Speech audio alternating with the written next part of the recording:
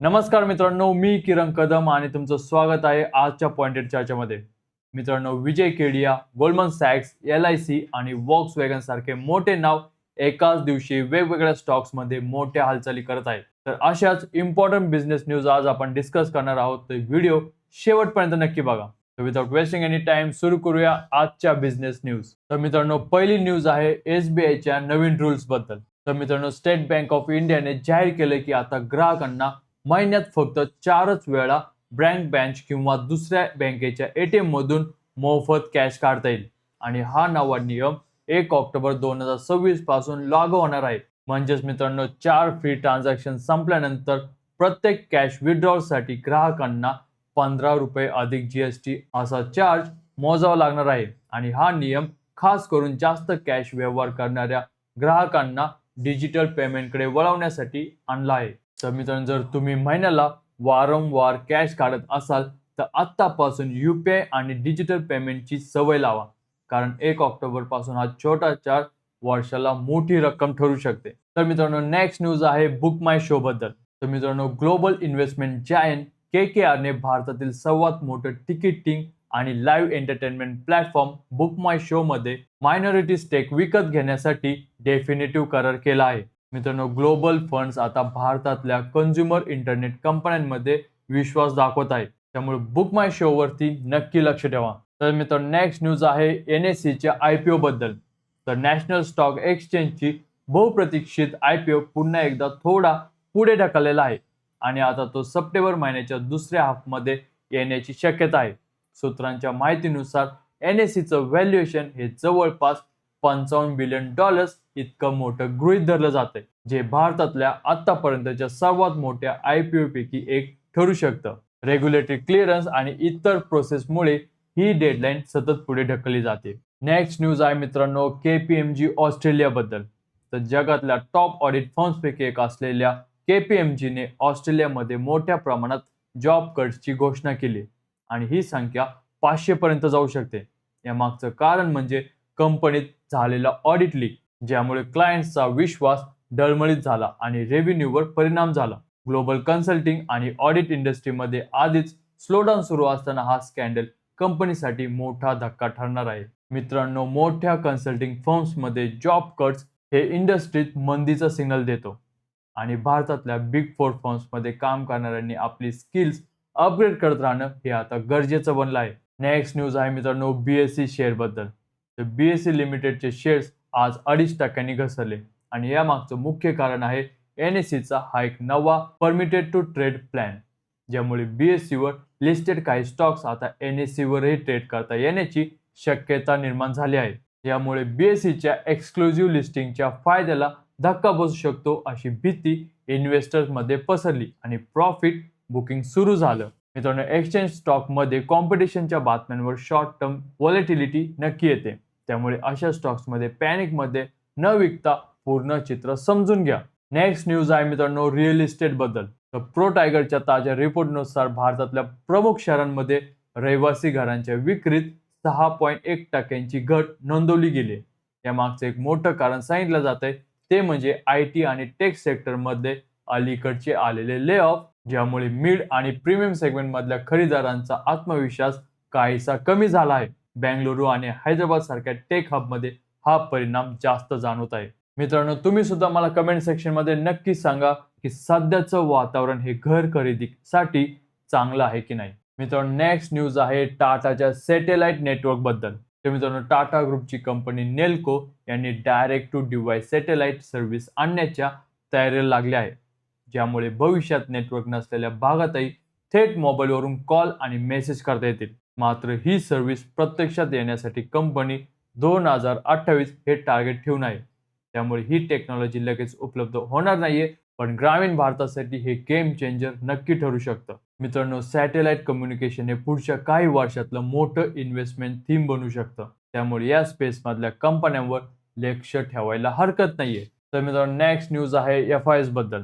तर सेबी लवकरच परदेशी गुंतवणूकदारांसाठी कॅश कॉलेट्रल नियमांमध्ये बदल करण्याच्या तयारीत आहे, ज्यामुळे लिक्विड आणि मोठ्या स्टॉक्समध्ये ट्रेड करणाऱ्या फॉरेन इन्व्हेस्टर्सना कमी कॅश मार्जिन ठेवावं लागेल आणि यामुळे भारतीय मार्केटमध्ये परदेशी गुंतवणूक अधिक सोपी आणि आकर्षक होईल असा अंदाज एक्सपर्ट्स व्यक्त करत आहे. मित्रांनो, जेव्हा रेग्युलेटर परदेशी पैसा येण्याचा रस्ता सोपा करतो तेव्हा पुढच्या काही महिन्यात लार्ज कॅप स्टॉक्समध्ये फॉरेन बाईंग वाढण्याची शक्यता असते. नेक्स्ट न्यूज आहे मित्रांनो वॉक्सवॅगन आणि JSW बद्दल. तर जर्मन ऑटो जायंट वॉक्सवॅगन भारतात आपला विस्तार वाढवण्यासाठी JSW ग्रुप सोबत हातमिळवणी करण्याचा विचार करत आहे आणि यासाठी पुण्याजवळच्या चाकण प्लांट मधला 51% स्टेक विकण्यावर चर्चा सुरू आहे.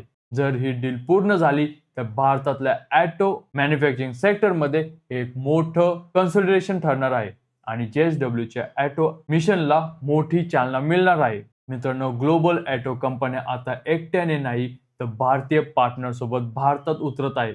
त्यामुळे JSW सारख्या ग्रुप कंपन्यांच्या शेअर्सवर या डीलची अपडेट फॉलो करत राहा. नेक्स्ट न्यूज आहे मित्रांनो जेनसॉल बद्दल. तर जेनसॉल इंजिनिअरिंग आणि ब्लू स्मार्टच्या प्रवर्तकांविरोधात सीबीआयने अधिकृतपणे FIR दाखल केली आहे आणि हे प्रकरण IREDA कडून घेतलेल्या 672 कोटी रुपयांच्या कर्जाच्या गैरवापराशी संबंधित आहे.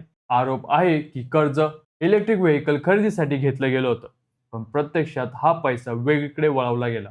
या प्रकरणात रिन्युएबल एनर्जी आणि एव्ही सेक्टर मधल्या कॉर्पोरेटर गव्हर्नन्सवर मोठे प्रश्न उभे राहिले आहेत. मित्रांनो, कोणत्याही कंपनीमध्ये इन्व्हेस्टमेंट करण्यापूर्वी तिच्या प्रवर्तकांचा ट्रेड रेकॉर्ड आणि कर्जाचा वापर कुठे होतोय हे नक्की तपासा. जेनसॉल याचं ताजं उदाहरण आहे. नेक्स्ट न्यूज आहे मित्रांनो भारताच्या टँकर एक्सपोर्ट बद्दल. तर आर्थिक वर्ष 2027च्या पहिल्या तिमाहीत भारताचा टँकर शिप एक्सपोर्टमध्ये तब्बल 6 पट वाढ झाली आहे. जो आकडा गेल्या वर्षीच्या $221 मिलियन वरून यंदा $1.36 बिलियन वर पोहोचलेला आहे. यामध्ये सर्वात मोठा वाटा UAEचा आहे, जिथे $900 मिलियन चे टँकर्स गेले आहेत. तर सिंगापूरचा नंबर दुसरा आहे. एकूण जहाजांची संख्याही 10 वरून 23 पर्यंत वाढली, जे भारताच्या शिप बिल्डिंग क्षमतेत मोठी झेप दाखवत आहे. आणि त्यामुळेच मित्रांनो डिफेन्स आणि शिपयार्ड कंपन्यांच्या शेअर्सवर लक्ष ठेवणं आता फायद्याचं ठरू शकतं. नेक्स्ट न्यूज आहे मित्रांनो झॅगल बद्दल.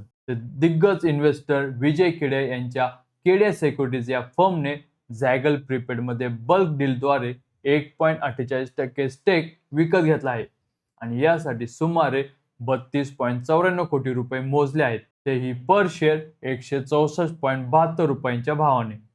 या बातमीनंतर शेअर्समध्ये 17% जास्त उसळी आली. विशेष म्हणजे या आधीच्या आठवड्यात Q1 निकालानंतर शेअर 20% कोसळला होता. म्हणजे ही खरेदी अगदी योग्य वेळी झालेली दिसते. तर मित्रांनो नेक्स्ट न्यूज आहे शिप रॉकेट बद्दल. तो गोल्डमन सॅकने शिप रॉकेट मध्ये बल्क डीलद्वारे 40 लाखांहून अधिक शेअर्स विकत घेतले, ज्याची किंमत जवळपास 52.7 कोटी रुपये आहे आणि सरासरी भाव होता 131 रुपये पर शेअर. या खरेदीमुळे कंपनीत गोल्डमनचा स्टेक 0.55% पर्यंत पोहोचला आहे. लिस्टिंगच्या दिवशी आधीच 48% प्रीमियम जोरदार डेब्यू केलेला हा शेअर आता IPO किमतीपेक्षा 62% वर ट्रेड करत आहे. नेक्स्ट न्यूज आहे मित्रांनो LIC बद्दल. रिझर्व्ह बँकने 19 ऑगस्ट रोजीच्या पत्राद्वारे LIC ला HDFC बँक मध्ये 9.99% पर्यंत स्टेक वाढवण्याची अधिकृत परवानगी दिली आहे. सध्या LIC कडे HDFC बँकचे 4.11% शेअर्स आहेत. म्हणजे LIC आता मार्केटमधून आणखी जवळपास 5.88% शेअर्स टप्प्याटप्प्याने विकत घेऊ शकते. या बातमीनंतर HDFC बँकच्या शेअरने सलग 2 दिवसांची घसरण थांबून गुरुवारी उसळी घेतली आहे. मित्रांनो, देशातील सर्वात मोठी विमा कंपनी एखाद्या बँकेत स्टेक वाढवण्याची तयारी करत आहे तेव्हा तो त्या बँकेच्या दीर्घकालीन ताकदीवर एक मोठा भरोसा ठेवत आहे. नेक्स्ट न्यूज आहे मित्रांनो निखिल कामत यांच्या इन्व्हेस्टमेंट बद्दल. तर भारतातील आघाडीची data centre operator company control S ने शिरोदाचे सहसंस्थापक निखिल कामत आणि उद्योजक श्रीराम रेड्डी वांगा यांच्याकडून 250 कोटी रुपयांची इन्व्हेस्टमेंट उभी केली आहे. ही रक्कम कंपनीच्या देशभरातल्या इन्फ्रास्ट्रक्चर विस्ताराला गती देण्यासाठी वापरली जाणार आहे. AI आणि क्लाउड कॉम्प्युटिंगच्या वाढत्या मागणीमुळे डेटा सेंटर सेक्टरमध्ये गुंतवणूकदारांचा रस झपाट्याने वाढत आहे. तर मित्रांनो नेक्स्ट न्यूज आहे स्पेस स्टार्टअप बद्दल.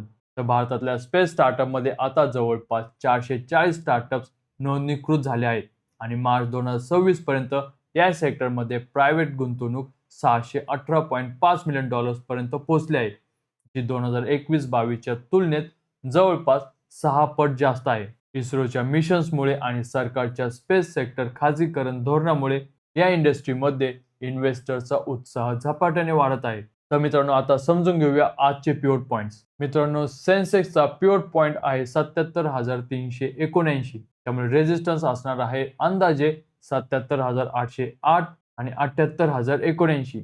तर सपोर्ट असणार आहे 77,108 आणि 76,779. तर मित्रांनो, निफ्टीचा पिव्होट पॉइंट आहे 24,181. त्यामुळे रेजिस्टन्स असणार आहे अंदाजे 24,311 आणि 24,391. तर सपोर्ट असणार आहे 24,101 आणि 23,971. तर मित्रांनो, ह्या होत्या आजच्या बिझनेस न्यूज. तुम्हाला व्हिडिओ कसा वाटला मला कमेंट सेक्शन मध्ये नक्की सांगा आणि व्हिडिओला लाईक नक्की करायचा आहे. अशाच इन्फॉर्मेटिव्ह आणि इम्पॉर्टंट न्यूज घेऊन भेटूया पुढच्या व्हिडिओमध्ये. तोपर्यंत जय हिंद, जय महाराष्ट्र.